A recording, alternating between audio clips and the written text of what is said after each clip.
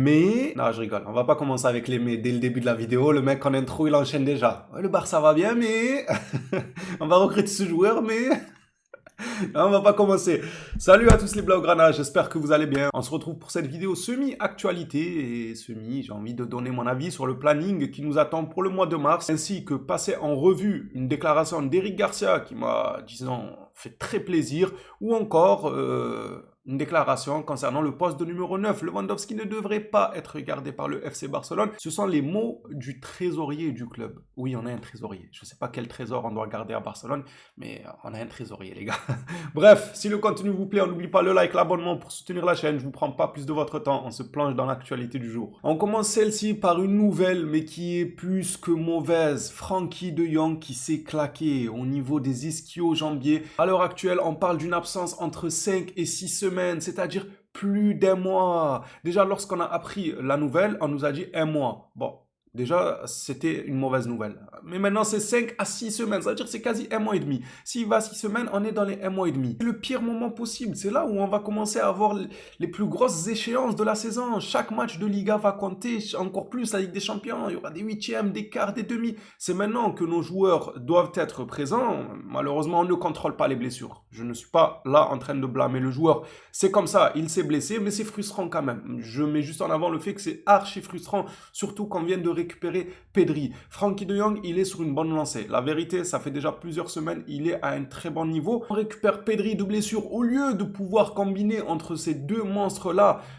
lors de nos échéances les plus grandes de la saison, eh bien non, il y en a un qui revient, l'autre qui part. Voilà, ils ont juste échangé leur place. Il y en a un qui sort de l'infirmerie, il a dit frérot, c'est bon, il y a une place à l'infirmerie, vas-y, tu peux y aller. Et il a dit ouais, c'est à mon tour, il est allé. On va justement jeter un coup d'œil sur les matchs qui nous attendent pour le mois de mars ainsi que fin février, car le mois n'est pas encore terminé. Ah, c'est dur, non, c'est dur, tu récupères Pedri, on a du mal défensivement et tout, et tu perds un pilier de ton milieu de terrain quand même. Regardons ensemble les rencontres qui nous attendent pour clôturer le mois de février. Ça sera contre Villarreal à domicile. J'aurais bien voulu vous dire que les choses sérieuses commencent le 3 mars avec peut-être une probable remontada, mais en vérité, les choses sérieuses commencent dans 2 jours. Là, contre Villarreal, on n'a déjà plus le droit à l'erreur en Liga. On est suivi de très près par nos rivaux. On n'a pas le droit à l'erreur. Une seule erreur et eux peuvent reprendre les devants derrière comme il s'est passé il y a quelques semaines. On a fait une erreur, ils ont repris les devants. Ils ont fait une erreur, on a repris les devants.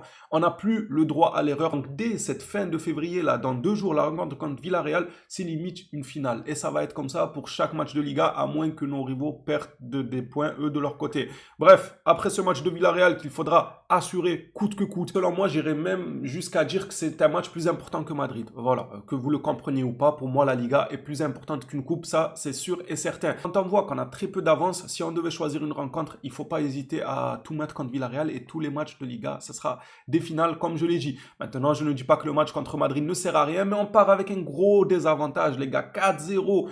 Mais vous savez ce que c'est. Et le pire dans tout ça, c'est que la vérité, si on avait perdu 4-0, mais qu'on avait une attaque flamboyante et une défense assez solide, voilà, moyenne, bon, mais on a une défense, elle est nulle. Le truc, c'est qu'on va concéder des occasions. Là est le problème. Le problème n'est même pas dans le fait de mettre 4 buts. Bon, déjà, avec Ferran Torres, oui, c'est un problème, mais on va dire à moindre mal.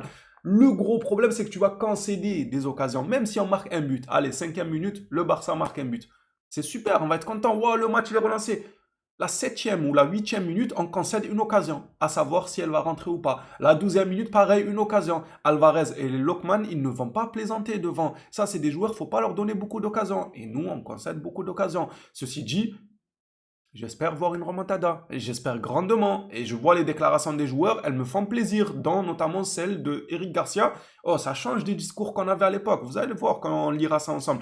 En tout cas, contre Madrid, je veux bien y croire, ça s'annonce comme étant très compliqué. Je ne vais pas être optimiste à fond parce que j'ai peur de notre défense. Je ne vais pas être non plus pessimiste parce que tout peut arriver dans le foot et peut-être que c'est le match où notre défense va se régler, peut-être, on ne sait pas. Là, ils vont trouver un petit ajustement qui fera qu'ils seront au top sur le piège du hors-jeu, etc. comme on l'a été la saison dernière parfaitement. Dans beaucoup de situations, on s'est sauvé la mise en jouant le piège du hors-jeu d'une finesse incroyable. Ça se jouait à très peu à chaque fois et ça nous sauvait, ça nous a sauvé tout plein de matchs. Il faut retrouver cette justesse-là et si on la retrouve dans ce match, pourquoi pas, j'ai envie de dire. Vous y croyez ou pas, les gars? Non, de vous à moi. Venez, j'éteins la caméra et on parle de vous à moi. Est-ce que vous y croyez en vrai, les gars? Ça va être chaud. Ça va être chaud en vrai, les frères. Non, c'est chaud, j'arrête mes conneries, mais ouais. Oui, faut y croire, faut y croire, faut avoir de l'espoir. Moi, je veux qu'ils le fassent. Et j'espère qu'ils le feront. Après, s'ils le font pas, il faudra se concentrer sur la Liga et la Ligue des Champions. Ce ne sera pas non plus ce qu'il y a de plus dramatique. Au vu des chances qu'on a pour ce match, là où il fallait être présent, c'est à l'aller. Ne pas se prendre 4-0 si tu voulais avoir de l'espoir. 4-0, c'est beaucoup. Est-ce que j'y crois? Oui, parce que je crois tout le temps, moi, quand ça concerne le Barça. Même si on perd 40-0, je vous dirais oui. Après, objectivement parlant, je vous dirais que c'est compliqué. Bref, passons au match suivant contre Bilbao. Ce sera un match à l'extérieur. On sait à quel point c'est une équipe qui peut se montrer compliquée à manier. Bilbao, encore une fois, le même argument que contre Villarreal, ça sera une finale. Il ne faudra pas se louper. Ensuite, le 11 mars, c'est là où moi j'aurais aimé avoir le groupe au complet, dont notamment Frankie de Jong aussi. Quand je dis le groupe au complet, il n'y a que Christensen que je calcule pas. Lui, qu'il soit là ou qu'il soit pas là, la vérité, on se soucie plus de ça. On ne veut même plus savoir s'il est là. Le groupe au complet, pour moi, ça serait dans l'idéal avec un retour de Frankie de Jong. C'est dommage. Le 11 mars, les gars, on se tapera soit Newcastle, soit le PSG. Et laissez-moi vous dire que beaucoup redoutent de tomber contre le Paris Saint-Germain. Mais Newcastle, ça va pas être une mince affaire, les frères. Non, il y en a beaucoup qui disent, oh, on espère Newcastle, mais pas le PSG, comme si Newcastle, c'était de l'eau. Ça allait être trop facile. Attention, non, c'est pas une équipe facile à manier. Ça reste un match de Ligue des Champions et encore une fois, on reste une équipe avec une défense très très fébrile. Là est le problème. Si on avait une défense bonne, que ce soit le PSG, que ce soit Newcastle ou le Benfica de Lisbonne, eh ben notre défense elle aurait été bonne quand même, les gars. Non, on n'en aurait rien à faire de qui sera en face de nous. Mais là c'est pas le cas. C'est pas le cas. On est obligé de flipper contre tout le monde. Même Newcastle, moi ils me font peur, les frères. Newcastle, ils me font flipper. Évidemment, à choisir, ben, je choisirais Newcastle, bien sûr. Si on doit tomber contre une équipe. Le PSG, ça sera plus tard. Écoutez, le temps qu'on règle un peu notre défense et tout, après on vous prend quand vous voulez. Après tout, on peut dire tout ce qu'on veut, mais le PSG, comme le Bayern, comme le Real, comme toutes les plus grandes équipes de la Ligue des Champions, on devra les affronter à un moment ou un autre au cours de la compétition. Donc, c'est soit t'es bon et tu concours pour la meilleure des compétitions, soit t'es mauvais, ta défense elle est pas bonne et écoute, tu laisses ta place et tu reviendras batailler la saison prochaine. On verra ce que nous réserve cette rencontre. Ensuite, on reviendra à la maison contre Séville. Attention, match à pas sous-estimer non plus. Et on clôturera ce mois de mars contre Vallecano, à domicile encore une fois. Attention, équipe difficile à manier. Comme on a dit, la Liga, ça sera finale sur finale, jusqu'à ce que le Real Madrid perde des plumes sur cette dernière lancée. En parlant de la rencontre contre Madrid, Eric Garcia a fait une déclaration en ce sens, et qu'est-ce qu'elle m'a fait plaisir. La remontée contre l'Atlético Madrid, avec cet entraîneur, il a été démontré que l'équipe n'abandonne jamais. À domicile, avec les supporters et la quasi-totalité de l'effectif disponible, nous avons le moyen de nos ambitions. Si nous marquons rapidement, le stade va vibrer et nous devons en profiter. Je pense que nous pouvons revenir au score. Mais c'est... Oh là, c'est une bénédiction cette déclaration. Et pourtant, vous avez vu ce que je vous ai dit juste avant, ça allait être compliqué, etc., etc., etc. Mais en tant que joueur professionnel, tu te dois de garder la face, tu te dois d'y croire à 100%, sinon ça sert à quoi d'aller au match? N'y allez pas. Voilà, faites une absence, allez au médecin, il vous fait un justificatif d'absence, pourquoi vous n'êtes pas venu à la rencontre, vous apportez ça à la vie scolaire pour expliquer votre absence, et on passe à autre chose, sans aucun problème, c'est bon. On vous en voudra pas, je parle là de l'ancien Barça, d'il y a, allez, 3-4 ans, à chaque déclaration où on avait un match compliqué, c'était du pessimisme, en veux-tu, en voilà. Oui, on sait pas. En tout cas, on va donner le meilleur de nous-mêmes. Mais comment ça? En tout cas, tu vas donner le meilleur de toi-même. Oh, on avait de sacrées têtes à claque à l'époque. Et c'était toute, comment dire, je sais pas, une atmosphère en fait qui régnait à Barcelone où il y avait de la peur, du pessimisme, du on sait pas, on va faire de notre mieux. Non, non, on le sait. Nous, téléspectateurs, savons très bien que le match va être compliqué. Ça, c'est une chose. Toi, en tant que joueur professionnel, tu te dois de te dire, compliqué ou pas, j'y vais pour gagner. J'y vais pour mettre 5 buts. Voilà, d'office. Ou au minimum 4 buts pour égaliser. D'office, j'y vais pour mettre 4 buts dans ce match. Voilà, c'est ça les paroles que tu dois sortir de ta bouche. Même si, au fond de toi, tu sais que ça va être un match compliqué parce qu'il est humain, il est pas bête non plus. Il sait le football c'est quoi, il sait qu'en face c'est Lokman et Alvarez en attaque et qu'on a une défense fébrile. Donc il se doute bien que ça va pas être une mince affaire. Par contre, ce qui sort de ta bouche, c'est de l'optimisme, c'est de l'espoir, c'est on va le faire, on va pour le faire et on le fera. Après, si on ne le fait pas, ça c'est autre chose. Ça appartient à l'avenir. Moi, pour ma part, c'est ce que je veux des joueurs de Barcelone. Tout le temps dans l'optimisme, tout le temps dans le on va le faire. Pas on va essayer de le faire ou on va faire de notre mieux. Moi, j'aime pas quand on a ce genre de discours. Il n'y a pas de on fait de notre mieux. Mieux de quoi? Joue seulement pour gagner, c'est tout. Tu joues pas pour faire de ton mieux. Bref, êtes-vous d'accord ou pas avec moi, les Blaugrana? Est-ce que vous pensez, comme moi, que c'est le genre de discours qu'un joueur de Barcelone doit avoir, ou est-ce que pour les yaourts nature, comme j'aime bien vous appeler, ceux qui sont pas dans les embrouilles, pas dans les dramas, dans les... Mais arrête de parler comme ça du joueur, le pauvre, il va pas dormir la nuit parce que tu as dit qu'il était nul. Oh, le pauvre, il va faire une dépression et tout. Les yaourts nature, là, vous aimez bien quand les joueurs sont pessimistes, quand ils vous disent, écoutez, on va retrousser les manches et faire de notre mieux, tel de bons politiciens. Vous aimez ça, ce genre de discours?